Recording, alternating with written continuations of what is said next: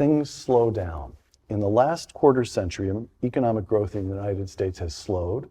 Real wages have remained, for the most part, stagnant.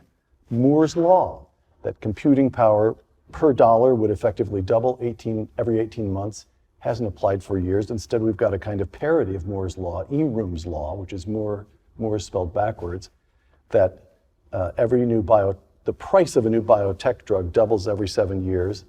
And in field after field, even theoretical progress seems to have slowed. Physics in the last 50 years, nothing like the enormous creativity of the first half of the 20th century.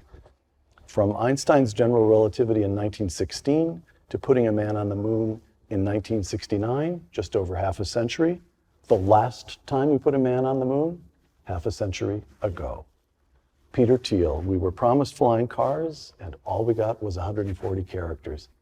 What has happened? Well, I think you just gave a very good summary of what happened. That somehow we had this sort of multifaceted, multidimensional progress in the first half of the 20th century, where if you define technology in the late 1960s, it would have meant rockets and aerospace and the green revolution in agriculture and computers and new medicines and all sorts of things. Whereas today, maybe the last quarter century, the world technology is synonymous with information technology, which Right. is that we've had some continued progress in this world of bits, internet, computers, mobile internet. Maybe even that's slowed over the last decade, or has at least become much less charismatic. But there has been this generalized sense of stagnation. It's always quite a complicated thing to talk about, because you have to sort of evaluate all these different things. So, how do you weight the smoothness of your iPhone versus the lack of a flying car? Right. How do you sort of measure and quantify all these things? I think the difficulty of quantifying it is one of the reasons that we've not talked about it enough, and that it has taken us so long to figure out that we've actually been stuck. That that we think we've been in an enchanted a forest, but we've been wandering in the desert for 40 or 50 years or something like that. So since you raised it, how do you handle the counter argument, which is perfectly straightforward? Look, progress takes place in fits and starts. It's not smooth and continuous in every field. It jumps around. And we have had a communications revolution, which in this period of time we've gone, well, we didn't get flying cars, but we did get Dick Tracy watches. We did get iPhones. We have got an internet, which means that we here in Italy are connected. You get the picture. That's the counter argument. Well, again, I think the challenge is to somehow try to quantify over all these things. How big are they? How significant are they? And I would say on the level of the politics, the culture, the macroeconomics, there is this profound sense of stagnation. There is this profound sense that the younger generation will not do better than their parents. There's some kind of generational compact that's been broken. We still have progressivism in politics. We still have it as a word, but it's sort of, we don't have it in anything else in our society.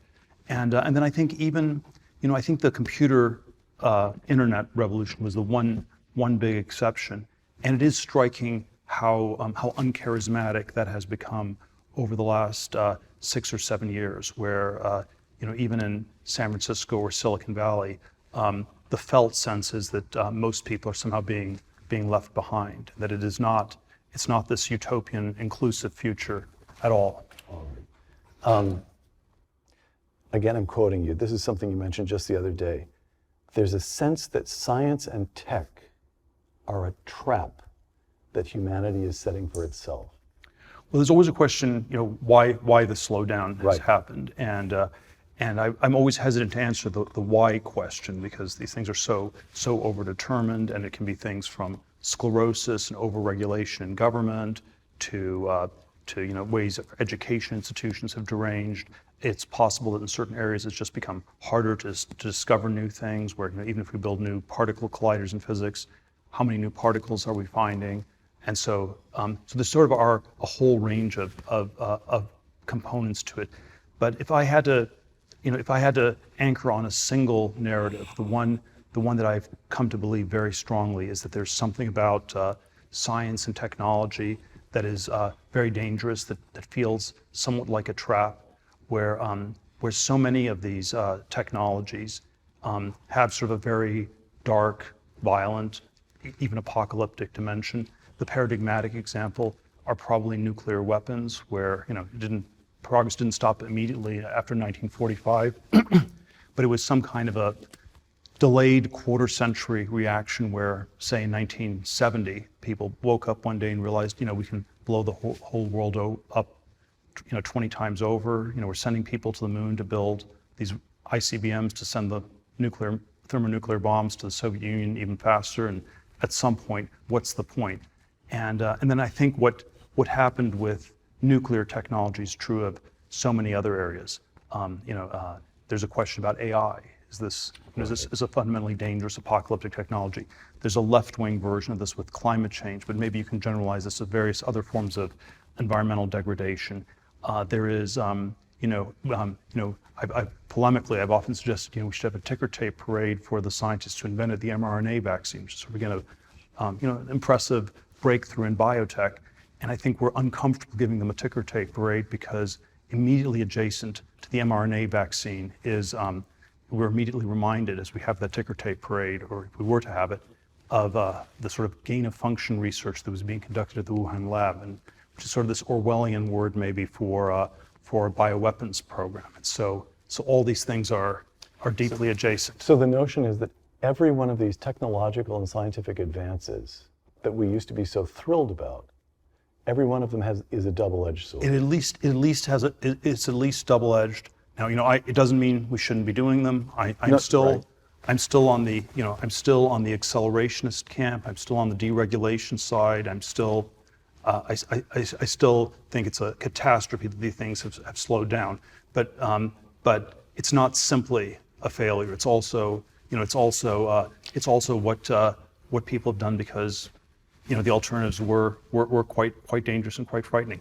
I would like there to be we've made very little progress in cancer research. I'd like there to be more progress in biotech, but maybe if we'd had a lot of progress, there would have been some dangers with that, and people were very, very scared of those dangers. So the argument, there's a nuclear power plant debate in Germany. Why did they shut down the nuclear power plants? It's the dumbest thing ever.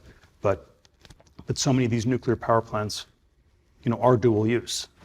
You create plutonium, and then you can build bombs, and it's not that easy to separate the civilian from military uses. Right. So the idea here is we've slowed down for all kinds of little reasons that we can see, increase in regulation, this, that, fine.